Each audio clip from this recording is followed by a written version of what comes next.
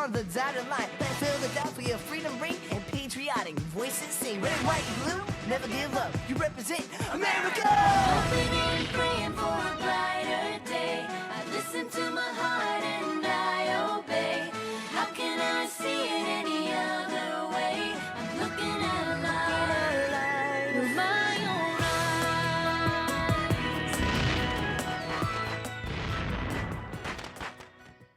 eyes. Today on Liberty's Kids. These rebels need to be taught a lesson. Will you let them burn down the town? All companies march to the bridge, but hold your fire. Will not fire on the king's troops unless we're fired upon first.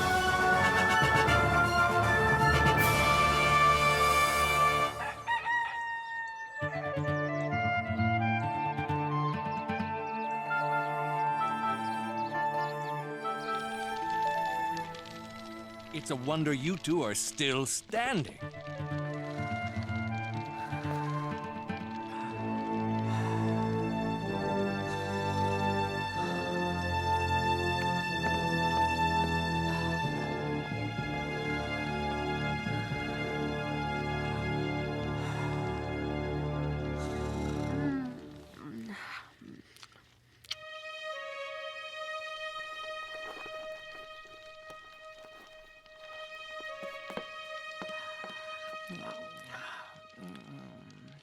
April 19, 1775.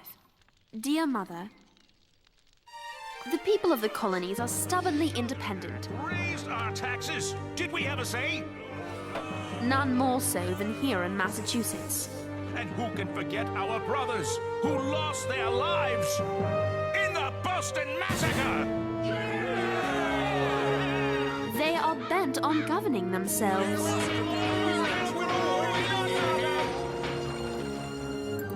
And now decry the same redcoats who just 12 years ago helped them win the French and Indian War. The British are on the move!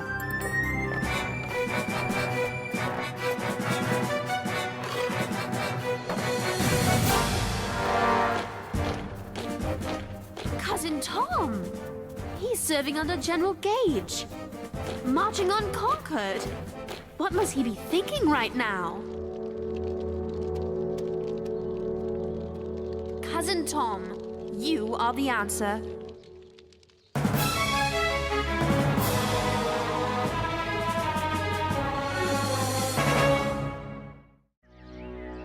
Are you up already? Say, what are you doing? I'm going to find my cousin. What he's thinking is what the people of these colonies need to know. A lieutenant's perspective on the soldier's role in keeping peace. There won't be peace until we have the same rights every Englishman has. The rights we took for granted not long ago. James, these are the king's colonies. Is it reasonable to expect him to just let them disobey Parliament's laws? Is it reasonable to send soldiers to enforce tyranny? The king doesn't want trouble any more than you do. But unless both sides understand each other, trouble is bound to come. On that we agree. But Parliament has ignored our petitions. It's now up to the king to make them understand. He has the power. If only he'd use it. And that's why I'm going to see Tom. So the colonists will understand their fight is with the lawmakers, not with the soldiers. You can't. It could be dangerous. I expect it will. But this is a big story with two sides. And you can't cover both at the same time. So we'll have to work together, even with the danger. I'm off to find my cousin. I thought we were working together.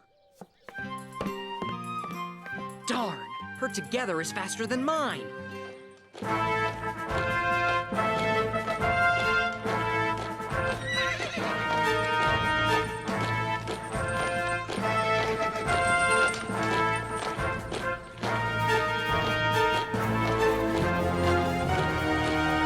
Company, halt! See to your water supplies. Fall out. Tom? Tom Phillips? Sarah! Where? How? What are you doing here? I came to see you, of course. And who is this, Tom? This is my cousin, Sarah Phillips. Sarah, allow me to present Lieutenant Brian Johnson. How did you know where to find your cousin? You're not a spy, are you? I'm a loyal British subject, thank you. I'm here to write a newspaper story. And to warn you that you and your company may be in grave danger. Don't worry, there'll be no trouble. General Gage himself said he doubts that the infernal rebels would take up arms against His Majesty's troops.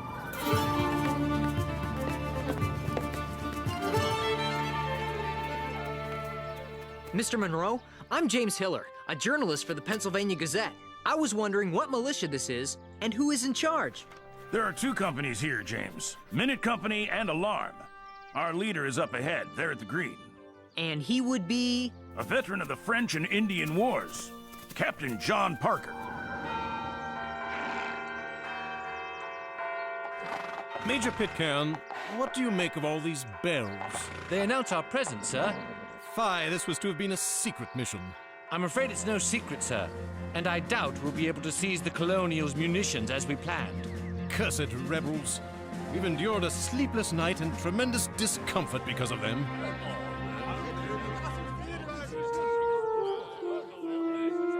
Being a soldier suits you, Tom. The finances back home left me no other choice. Still, everything works out for the best. I've done all right for myself. Every man here is proud to serve with him. But Brian's the real soldier. These ragtag colonists will wilt when faced with the likes of him. In truth, most of the colonists remain loyal to the Crown. There's only a small handful of troublemakers. I'm pleased to hear you say that. That's exactly the sort of thing my readers need to hear. Colonel Smith, the scouts report a number of armed rebels just ahead. Major, you will proceed into the township with an advance guard. I shall follow with the grenadiers. The rebels may be up to no good. Dispatch your swiftest rider to General Gage. Have him send reinforcements. The cooler heads among the rebels will carry the day if we outnumber them. You'll be perfectly safe here. If you're under orders not to harm anyone, why should I need to hide? It's just a precaution. The wall will work better if you duck behind it. Should I be worried about you, Tom? Not at all. Neither side wishes to fight. I'll see you shortly. Squatting behind walls isn't very dignified for a lady, and it's useless for a journalist.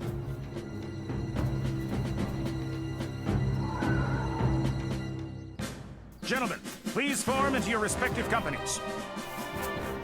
What about me, Captain Parker? You're welcome to join us, lad, but you'll need a weapon. I'm afraid we have none to spare. Here's my weapon. I'd like to join as a journalist. A writer printing the right things is worth 1,000 soldiers. You might want to amend that statement, sir. Light Company, advance! Sound to arms! Sound, advance!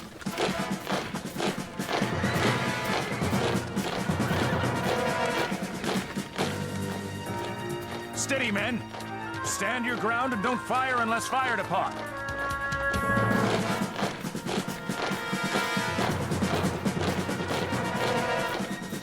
They number close to 650. How many are we? Fewer than 80, John. I should be able to see everything safely from... James!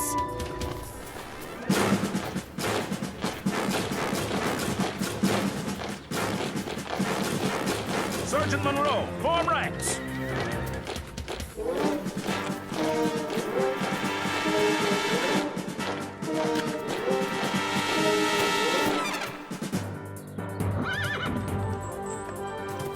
Lay down your arms and disperse, and you will not be harmed. Stand your ground, men.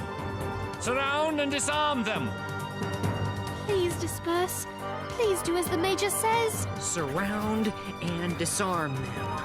Charge bayonets! Light Company, advance! Surrender your arms!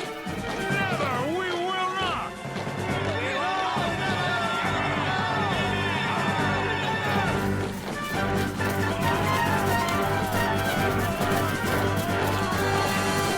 We shall use force! Disarm them! Where did that come from? Who fired?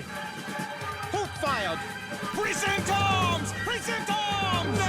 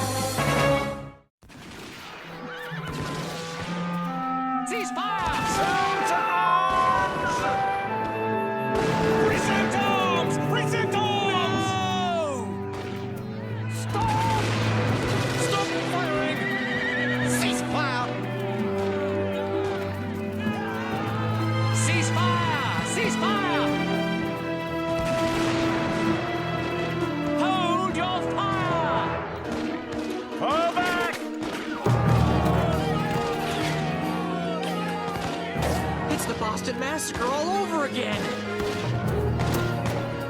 Sound to arms!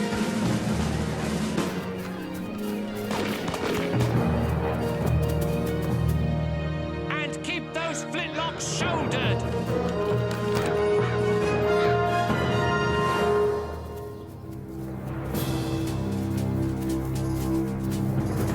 Does anyone know how many casualties there were? 8 dead, sir. A number of others wounded. I couldn't count them. I was... afraid. Nothing to be ashamed of. We all ran. Who fired first? I couldn't tell. It doesn't matter. It has brought us to war. A war no one wanted. I'm sorry for these disagreeable circumstances, Colonel Smith. The men show little inclination for discipline. Do not deplore the actions of your men without first examining your own, Major. We are here to seize munitions, not kill colonists. There had better be no such display in Concord. Wave a man down! Sergeant! Tom?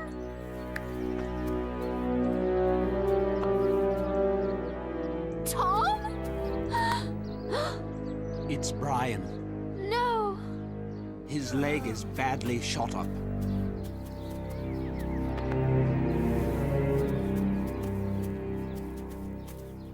Form ranks! Tom, please don't go. I must. It's my duty. Then I'm coming with you. I don't think you should. Things could become very dangerous from here on out. Don't try to talk me out of it. A war may have started here today. I'm going to cover the story start to finish, and you're going to help me. Shoulder arms! We march to Concord! What have we done? Where are we headed, Mr. Hosmer? To the Liberty Pole. Major Buttrick's giving orders. He's a good man. We fought side by side against the French and Indians during the last war. There's been shooting! What's going on? Is anyone The hurt? rumors are true. The Redcoats have shot and killed militiamen in Lexington. 2 of my kinsmen among them. We'll make them pay. How dare they? Now they're headed here to Concord. The men of Acton await your orders, Major Buttrick. As do the men of Lincoln! Miriam's corner And already? Bedford! Excellent. We'll need every man to help defend our liberties. Follow me. We'll show them! We must defend ourselves! This war we don't get away with it! Sergeant, I have a friend, a fellow journalist, who's with the British. Is there a way we can tell the men not to shoot at her? They won't aim for a woman. But these muskets are not accurate at a long distance. They could hit anybody or miss everybody. I hope that anybody is not Sarah. Look at them. How brazen. They're not even trying to conceal their strength from us. Colonel Smith, sir. Lieutenant Tom Phillips, sir. And this is my cousin, Sarah Phillips. She's a journalist. Is that so, Miss Phillips? Yes, sir. For the Pennsylvania Gazette. Ben Franklin's newspaper. Sarah is a loyal British subject, here to tell the British side of the story, sir. I believe that the majority of people here are loyal to England and supportive of the army's presence. But there are those who would paint you as monsters. I wish the colonists to know that the army is just as human as they are. And Dr. Franklin has allowed me to do that. You do have a way with words. Very well. Allow me to offer you an excellent seat and a spyglass so that you can witness my gentle-handed discipline of the rebels. Thank you, sir. Lieutenant, you are dismissed. James, where are you? You there! Yes, you. Come here. Yes, sir? If you're going to report, I want you to do it from a safe distance. Nowhere near the fighting. Yes, sir.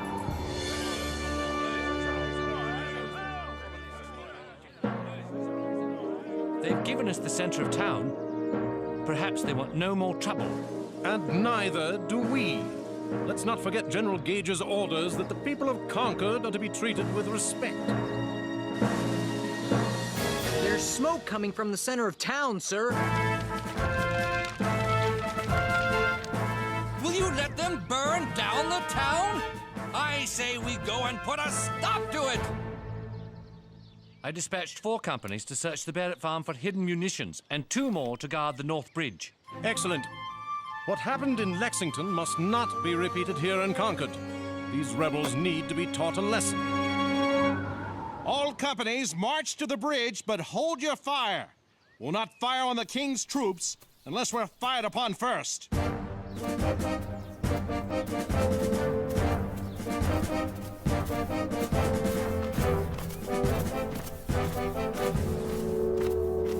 They're coming to cross the bridge, Captain Laurie. If they want the bridge, we'll give it to them. In pieces. Destroy the planking. How dare they? They can't do that! We can't let them do that! Let's get them! It's no use, Captain. We don't have time. Something is happening at the North Bridge.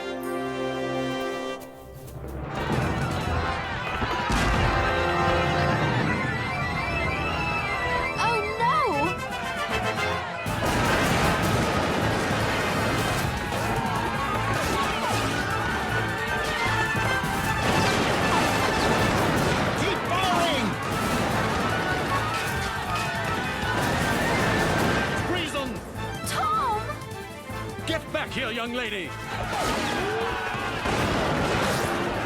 Hold your ground! Hold your ground! Tom? We did it! We shoot them! We shoot those redcoats! We draw them back! They won't try that again! Victory is ours in the name of freedom! Sarah? Tom.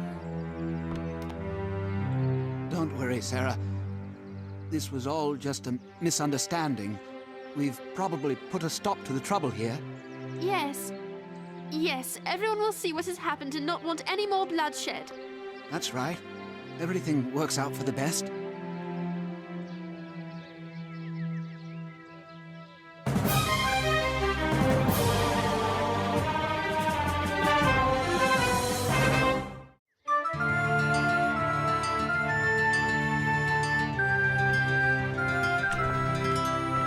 Sarah! James! I'm glad you're all right. My cousin! Tom! I'm so sorry, Sarah. Come, let's get to a safer place. April 19, 1775. Continued. Oh, Mother. Tom's death seems to me a sign of awful things to come. This conflict is not at all what James thought it would be. It won't be simply a contest of ideas. It promises to be a contest of arms. It promises to be everything I had prayed we would avoid.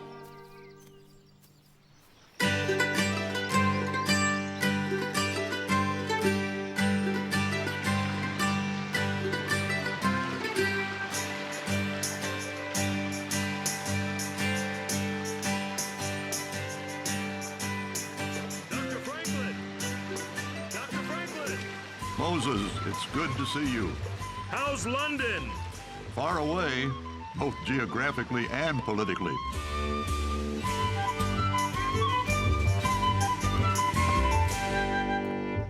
Hey! I have news for you, Dr. Franklin. As I have for you. Moses, I used to love England. Its beauty, its culture, its people. I had hoped we could find a compromise under which the colonies and the crown could coexist peacefully. But Moses, I, and our interests were met with indifference, disrespect, contempt.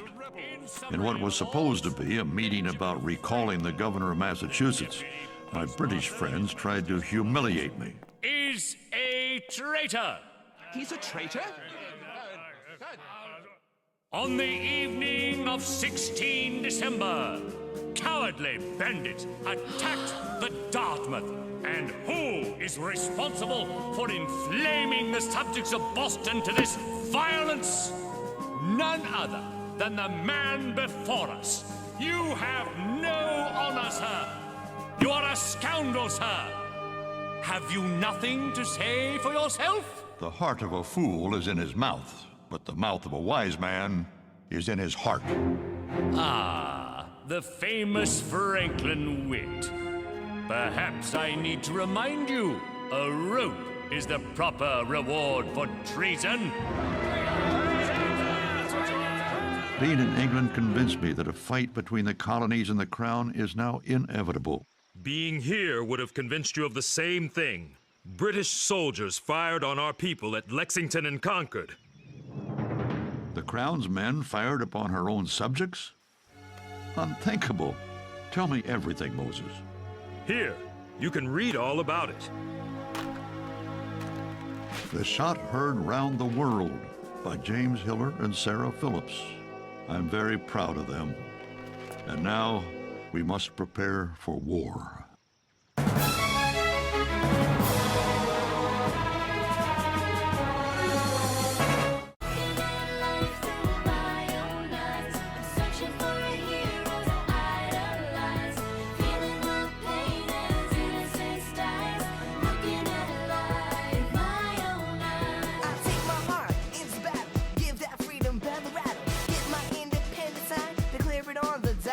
Red, white, blue, never give up.